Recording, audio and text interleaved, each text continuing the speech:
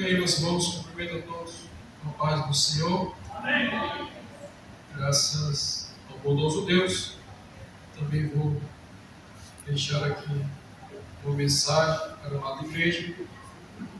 Vamos meditar no texto que se encontra em Hebreus. Abra sua Bíblia, acompanhar comigo. Hebreus, capítulo 4, versos 14 a 16.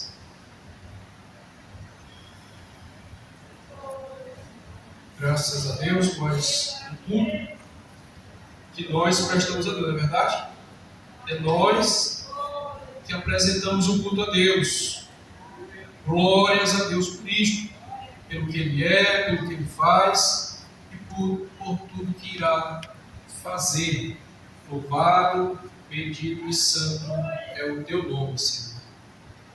Meus amados irmãos, nesse trimestre estamos estudando a respeito da salvação, e o tema da lição de hoje me chamou muita atenção, que se encontra aqui em Hebreus capítulo 4, do verso 14 ao 16.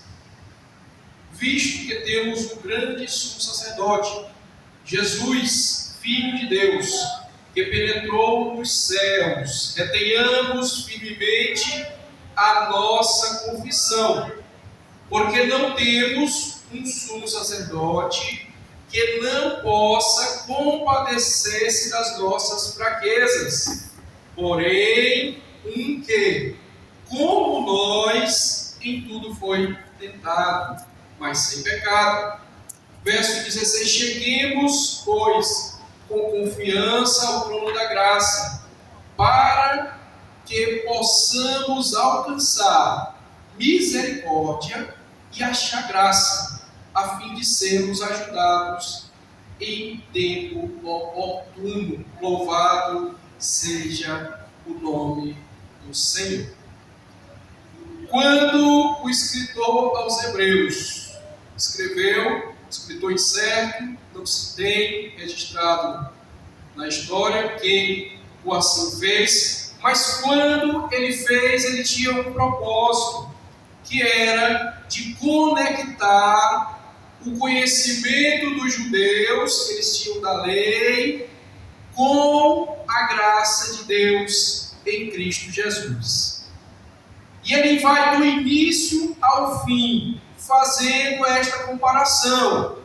Olha, antes Deus determinou, e assim foi feito, que tivéssemos sacerdotes. E agora em Cristo, Cristo é o nosso sumo sacerdote.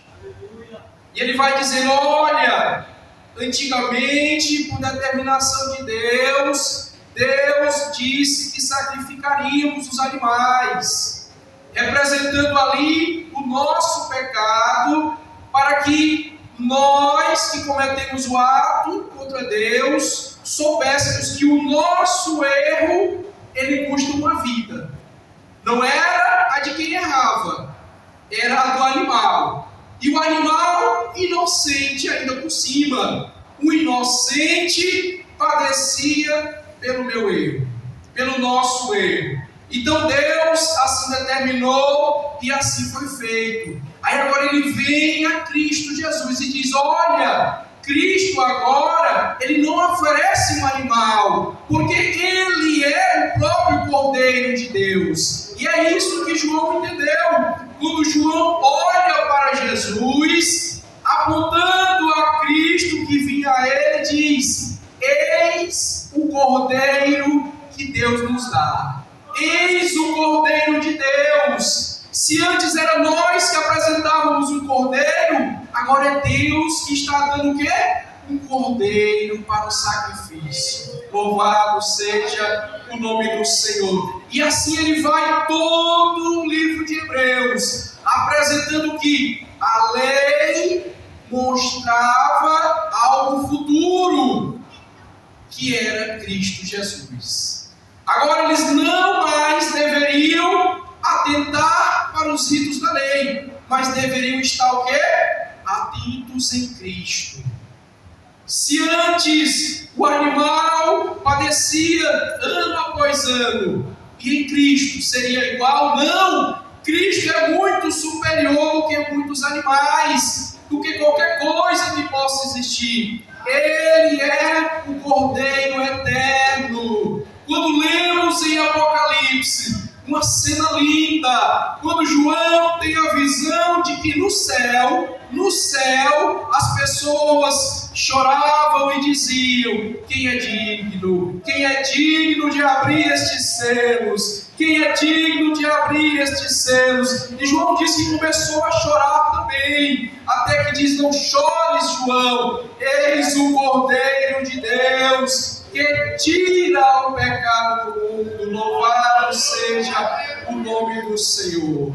Então, quando eles imaginavam que o sacrifício de animais os tornava puro, agora veio o escritor aos Hebreus, apresentando que, ei, isto que era feito anualmente, não há mais necessidade, pois agora Deus tem nos dado o seu Cordeiro perfeito, Jesus Cristo, que padeceu uma vez para a remissão dos meus pecados. Louvado seja o nome do Senhor.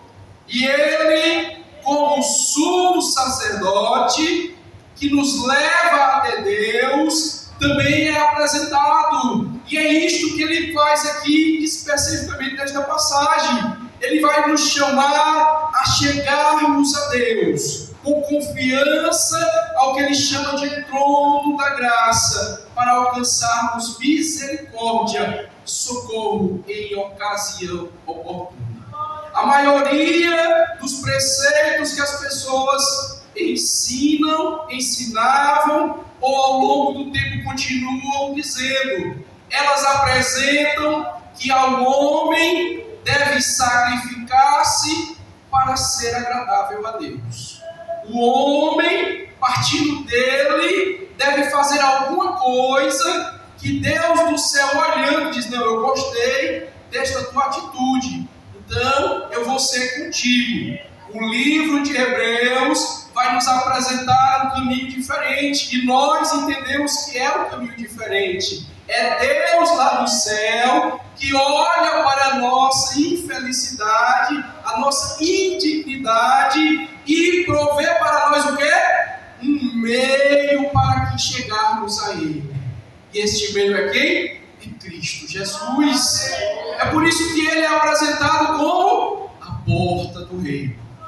Se nós temos que adentrar ao reino, esta porta é Jesus. Se nós temos que trilhar um caminho, este caminho é quem? É Jesus. Louvado seja o nome do Senhor. E aqui Ele começa a apresentar Jesus Cristo.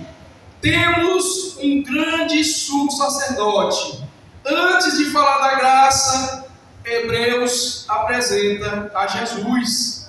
No Antigo Testamento, tínhamos o sacerdote que representava as pessoas diante de Deus. Apenas o sumo sacerdote entrava no Santo dos Santos uma vez por ano. Era necessário oferecer sacrifícios repetidamente. Agora, com Cristo, isto não acontece mais. O nosso Senhor, Ele não encobre o nosso pecado. Se tinha um conceito que o livro de Hebreus vai trazer, é que o sangue de animais, ele não pode tirar o pecado. Aquilo apontava para uma ação de Deus, que era o sacrifício de Cristo. Agora, em Cristo, o nosso sumo sacerdote também, ele não encobre o nosso pecado. Ele faz o quê?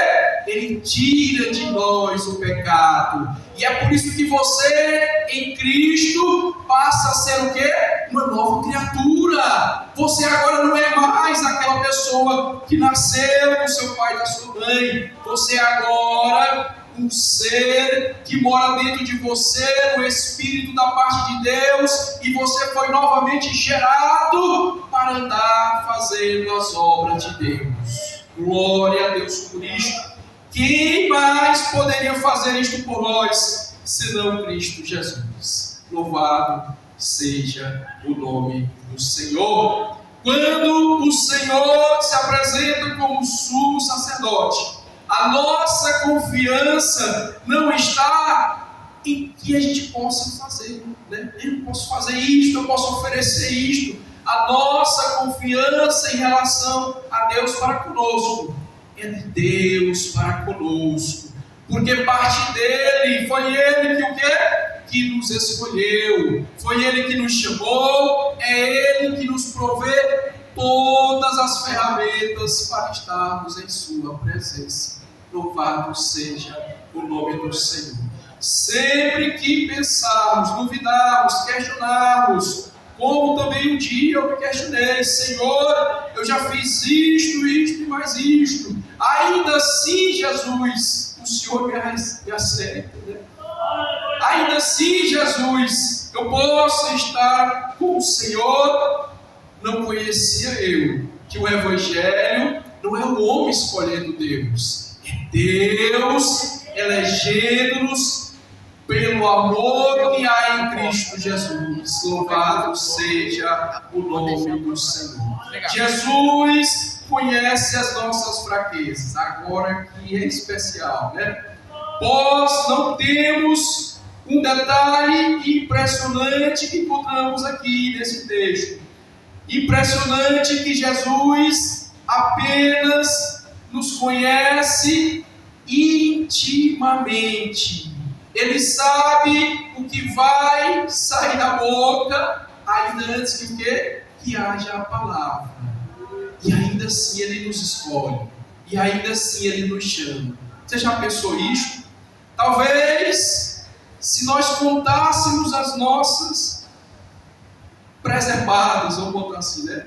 As pessoas não nos veriam com bons olhos, mas Cristo nos vê. É impressionante o amor de Deus revelado em Cristo Jesus. Ele experimentou fome, assim como nós. Experimentou o cansaço, a tristeza, a rejeição e dor, mas tudo isto sem pecado. O que o autor deixou e fez questão de registrar. E ele coloca agora que este sumo sacerdote que nos representa diante de Deus, ele poderia muito bem nos desprezar. Este aí não presta, né? Não é assim que nós fazemos. Nós não somos do gabarito de Deus e ainda assim gostamos de desprezar as pessoas. E o Deus eterno, santo, justo e perfeito consegue ver em nós o que ninguém mais vê. Ao ponto que Paulo, compreendendo disso, isso parece loucura. O Evangelho, aos que perecem, é loucura. Mas para nós é o quê? É o poder de Deus para transformar a mais vil criatura em um novo ser. Louvado seja o nome do Senhor.